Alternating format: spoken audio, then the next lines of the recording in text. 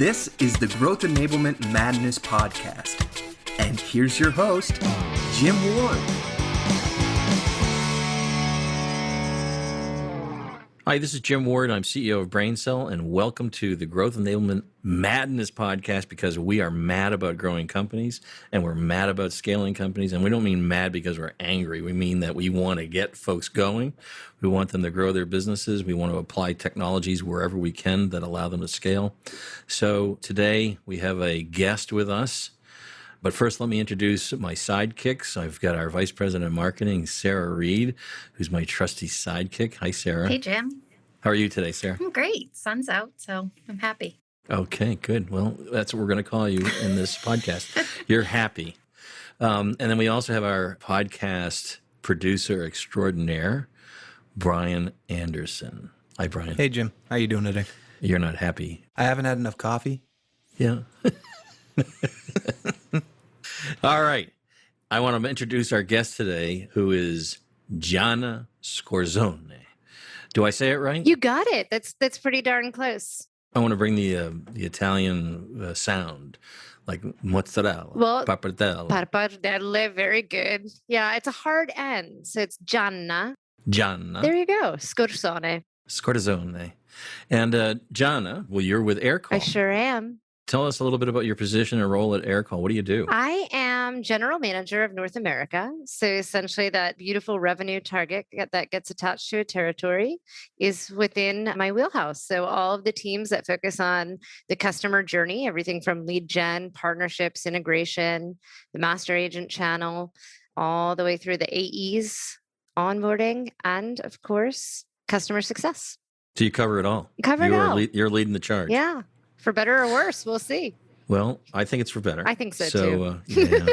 And so I love telephony products, which is why we've brought you into the portfolio. We did a lot of research around Aircall. I think you have some unique differentiators. But can you tell me, and I've explained what growth enablement, maybe I should re-explain it for you and how I look at growth enablement. I look at it from really 2 points of view. Growth enablement, meaning that we help customers obviously grow their revenue, but also help them to improve EBITDA or net profit through scaling. And so I guess my question for you is, what does growth enablement mean to you at Aircall? Well, I have to admit, I knew this question was coming. So I turned to the old faithful Dr. Google. She's really smart. She always gives me a great answer. And I got to tell you, number one in SEO results, BrainSell, I'm impressed. There you were. Yes. That's a surprise, isn't it, Sarah? No. Sarah. It isn't a surprise, actually.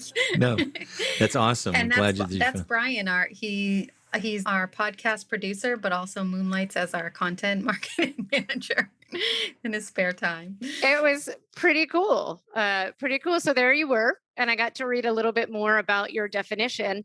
I love what you wrote about people, process, and technology, right? And I agree in the ideology that it's not just about how do you help a company, drive more EBITDA, more profits on the precipice of scalability, but it's also that convergence of all three, right? How do we help enable the growth of people? We need a strong process in order to do that. We need strong technology in order to do that. And the convergence of all three is really what's going to allow for that growth in regards to EBITDA, profits, as well as top line. Yeah, I mean, it would be very hard. I've found over the years, and doing this for 27 years, that if you don't have your people and process right, you can insert any technology that you think is a silver bullet, and that silver bullet usually goes right through your foot. So it's a wasted investment. It's a waste of time. It turns the people off from reusing technologies in the future. So people and process, very important to us. And I'm not sure I mentioned this to you, but we also have a consulting side of the house, which is mini Accenture-like. Sorry, Accenture, it's less expensive. It's faster delivery, and it's more mid-market aligned. But we do a lot of what's called blueprinting here, where we go and we actually blueprint the people and process first before we apply the technology. And then we apply the technology. And what does that do? It mitigates risk for the client, increases return on investment. I love that. You need the foundation, right? If that foundation isn't there, if that infrastructure isn't there, it doesn't matter what tool you have. you haven't enabled people to find success. Yeah. And it's funny that you use the word foundation because blueprint is an analogy to an architectural blueprint. You would not want to build a house and just say to a builder, put up a box colonial for me, right? Because when you come back, sure, he's put up a box colonial, but the bathroom's over there. We've not pre-plumbed for we've got 7 kids coming. Well, I don't have 7 kids coming, I don't think. But, you want to make sure you have a good plan. And then, of course, what's at the bottom of the house? The foundation. Got to have a solid foundation, or what will happen to the house? It's going to fall down. That's exactly right. Or you can't build it as tall. No, exactly. Boy, you and I are right in line. We sure are. Sure are, Jim. Man, Must we have been could just go on Bentley education we got. Oh, I wanted to bring that up. Uh-huh. Yes. So before we go on, I have a couple things I wanted to. That, Jim. I know. What's the matter with me? I guess I'm out of practice here. So clearly, let's talk need to lead the foundation here. Yes. Let's talk about 2 things. One of the things that we were aligned on is we're both Bentley alumni. We sure are. We went there at different times. So, do you remember the little dinosaurs in the pond? Jim, They probably I was weren't there. Excavating for those dinosaurs. Oh, they were alive when I was there. And what did you go for at Bentley? What was your? I was a marketing major. Okay. Yeah. And I was a business management major. Yeah. Great school. Fantastic school. Yeah. Fantastic. So shout out to Bentley University, what used to be called Bentley College. A shout out to you all out there. We'll send them a copy of this. I like they that can, idea. Get the extra, yeah, good. But what was really exciting for me is you started to go down into another business when you were very little. And it was a hot dog business. It was a dream. It was a dream. It was a dream. We have dream meetings here. So tell us a little bit about that dream. Well, close to my house, I grew up in New York City. There was this little triangle in the road on 2nd Avenue, very big avenue. And there was this woman who had a hot dog cart. And I love hot dogs. Love hot dogs. Have one on my birthday every year. And I thought she was genius. Now, I would go to the park, come back from the park, I was hungry. And there she was. Perfect product placement. It was in the middle of a big avenue where taxi cabs would drive down. They'd stop for lunch and grab a dog. This is how it was done. And I was so impressed by her business. I wanted to emulate her. And my mom tells me that over the years, it became not only hot dogs, I discovered how many more products you can infuse in a hot dog cart. So sodas and pretzels and chestnuts and shish kebabs. I wanted it all. Think of where you'd be today. I have a question. Oh, okay. What are your ideal toppings that you would put on a hot dog, or that you do put on a hot dog? Because I feel very passionate. I like hot dogs too. You have no idea how happy I am that you asked this question. All right, here's my hot dog that I have every year on my birthday. You take a potato bun and you're going to open it up and you're going to scoop out the thick side of the bun. You know how hot dogs all have one thick side, not the New England style. We're talking the regular style hot dog bun.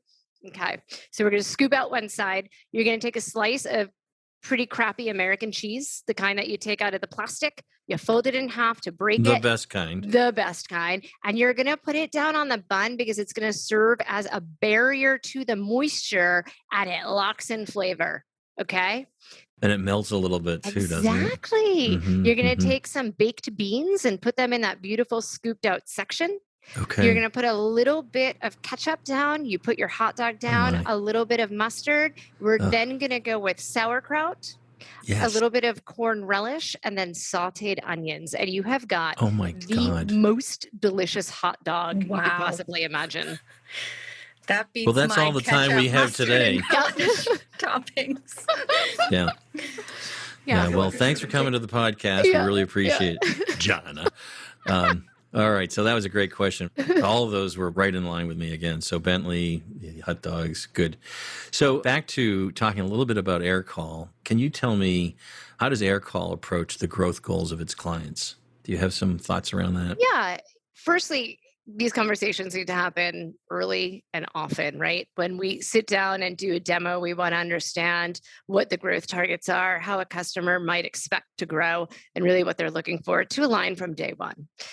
Like you mentioned with BrainSell, we heavily focus in the SMB space. And let's face it, the expectation that they have is that they're going to grow exponentially, right? So Aircall was built understanding that this was the expectation: fast scale, seasonal scalability, right? Whatever that use case might be. So while we're here to help discuss the call capacity or use cases, maybe new team adoption that might need another integration enabled, you don't have to plan months ahead. And that's the beauty of Aircall. The whole premise is that we scale together in real time.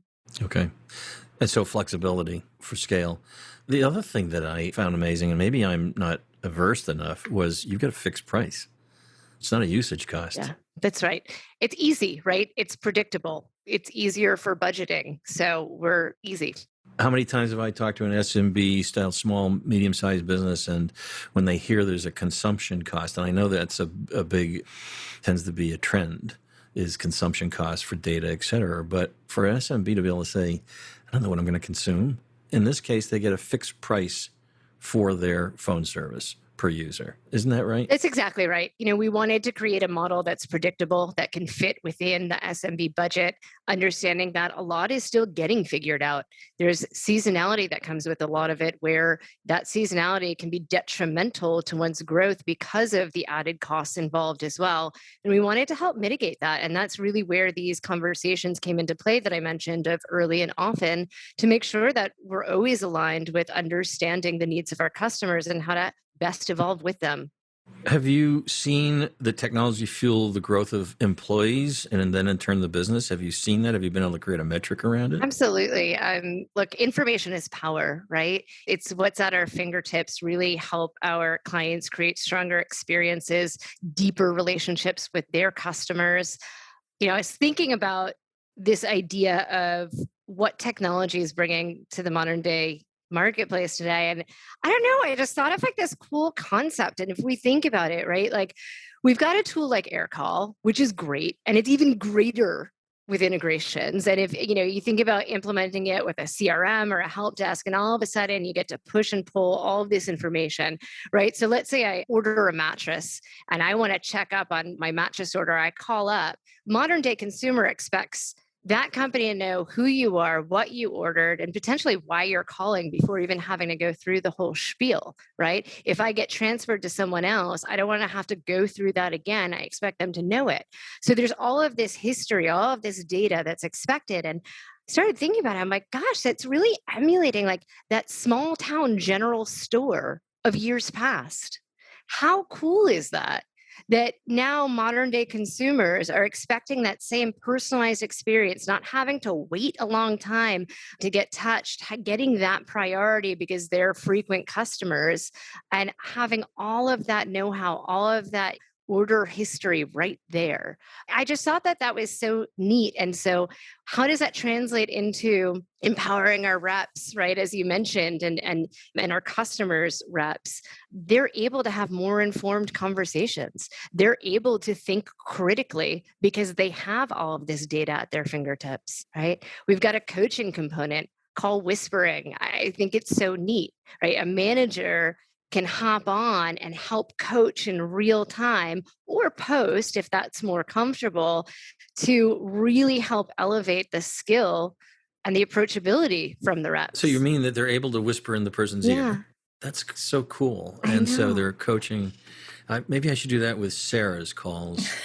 Well, that functionality, that's blew me away when I'm like, that's a game changer. Sonia and I had a whole conversation around it because it's just amazing. Yeah, I think it's really neat, right? There's no better example and no better opportunity than to coach in the moment. And this gives you the opportunity to do that at scale, which is pretty unbelievable. And then lastly, I'd also say how we can really help is through reporting and analytics. It's super easy to access, super easy to digest. And as we mentioned, right, we're really focused to catering to the SMB market who may not have robust data analytic teams and IT infrastructure teams to help get set up and interpret all of this data. That means that managers and reps can make really smart decisions off of very easy to understand, easy to access reporting. That could mean a missed call report, and then you staff better based on those needs. It means that your reps aren't idle, so they're not getting bored. It means that they're utilized at full capacity where they feel really great about themselves and are more proud, building passion, loyalty, engagement, all of that good stuff. People want to do a good job. And so it's really neat to think about all of the different ways that we're not only helping our customers elevate and train and coach, but also really allow them to succeed. And it's so easy to use. That's the other surprising thing. It's really simple. It's really easy to use. And I get our reporting analytics all the time via email. So I'm able to look what's gone on for the week, for example. So I find it terrific. By the way, we did create an integration of Aircall with Sugar CRM, and we're doing a few more. But we just got a purchase out of France for the integration. Fantastic. That's awesome. So you benefited, and I'm not sure you know who it was, but yeah, that's a good thing to have. Well, I look forward to those North America leads because, that's my territory. That's your number. That sure is. That sure is. But we're one team. So I like France as well. I sure do. But no, we're thrilled to have the Sugar CRM integration. As mentioned, what I love about, and really why I joined Aircall, it's a great product, but we're even better when you integrate with different technologies. That's the power behind it, right? That's where you really create that growth enablement that we were talking about. What other CRMs do you integrate with? We also integrate with Salesforce, with HubSpot, and then also on the help desk side with Zendesk. We've got Gorgeous, Customer. We've got over... I'm sorry. Were you just describing me? Gorgeous Customer. I'm not a customer. You're not a customer, though, God. Jim. No. But you are a customer. Awesome. No. Yeah, we are. We're users. I love it, Yes, Sarah. we are I love users. it. Yeah. We have over... Everybody got suddenly uncomfortable, I noticed. I was like, oh my God. Yeah, it was a Yeah, little he went over. creepy. He went over the edge. My rap name is Tufa, by the way, just so you all know. Why is that? I always go Tufa. Oh. Not sure that was a real laugh, Sarah.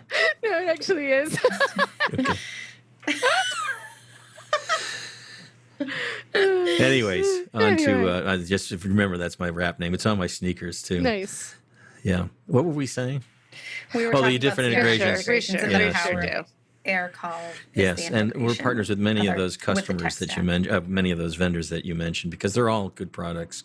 They sure are. Yeah, so they all lend it's all bringing it together, right? So can you tell me a little bit about what's new and exciting at Aircall right now? I can. Nothing. No, I'm just kidding. Nothing. There's a lot.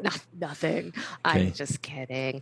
In developing our roadmap, we always think about how can we make professionals have better conversations that's driving the right information, creating personalized experiences. We want to enable our customers to have really deep and meaningful connections with their customers. And that means that we're going to roll out some really cool stuff that goes beyond logging data. It's going to help reps work smarter. There's going to be more conversation intelligence for sales and support teams. So it's all about tools to further streamline sales and support productivity.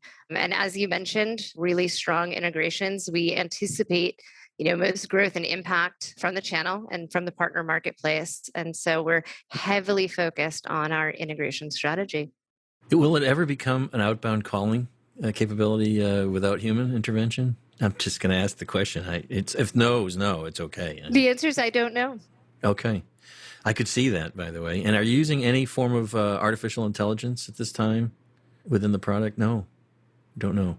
She's whispering. We'll Edit that out. Yeah, I'm not sure. Don't edit it out, Brian. Brian, edit it out. So, this brings us to we have a new segment. We call it the Techtainment section, where we ask some questions that you've not been, you get privy to seeing some of these questions ahead of time, not these. So are you ready? I think so, but I might plead the fifth. We'll see what happens. Okay. What is something that never fails to make you smile? When people ask me about me. Oh my God. We would get along so well. That's like, you ever notice when people Really? bring pictures and you're not in them? It's like, I'm I not that don't interested. Am I in here somewhere? Because if we're not, let's just move along. Okay. Yeah. All right. I understand that. And Yep. talking about hot dogs. And talking about hot dogs. Yeah. Okay. Mm-hmm. Well, then let's ask this. If you were stuck on a deserted island and only had one meal to eat for the rest of your life, what would that meal be? Easy. Hands down, it would be pizza. Oh, not hot dogs.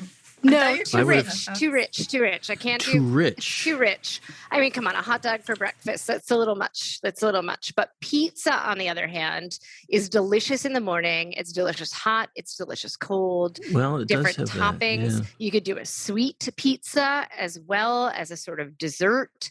Infinite possibilities Yeah. with the flavor profile of pizza. Right. And you could put it right on a hot rock in the sun and it would heat up in the desert island. You And sure could. yeah, so I can see that. Funny, by the way, I had hot dogs last night. I just realized. You did. Isn't that funny? Yes. Did you had have hot baked dogs. beans as well? I did. Nice. Baked beans, Excellent. sauerkraut. There we go. It was delicious. I love hot dogs that way, but no roll, no potato roll. I don't even know what a potato roll is, but You've never had a potato roll? no, I Okay. haven't. So. I'm going to creepily ask you for your address after this recording, and I'm going to Okay. send you some potato rolls because you should Okay. experience them. Let's make sure we give her the P.O. box, guys. Anyways, let's give her your address. I'm just kidding. We'll give it to her. Okay. And then what is something you hated as a child but love as an adult? Oh, gosh. What is something I hated as a child but love as an adult? I don't know. I ate practically everything. I've always been an eater. I guess Well, work. Did you like vegetables? I did. I loved all Oh, so, vegetables. okay, I yeah. know. Yeah. I'm going to answer work. Work. Yeah. Okay. Funny. And I liked work as a child. I think I did too. Wait, I wanted to be a hot dog lady. That makes no sense. That's right. My answer makes no sense. that's- I'm not That's tracking okay. here. I don't I'm think not anybody will tracking. put it together until they hear this part. And then they'll draw the line. I guess so.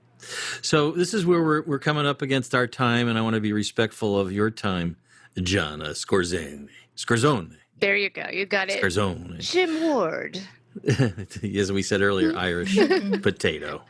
That's Who it. That's doesn't what we like a got. potato bun? Who doesn't like a potato bun? Right. So, can you tell us what's next for Aircall? What's happening next? We kind of covered it, but is there anything big that you want to we've got announce some cool here and stuff. only on our show? Only future. And then we get the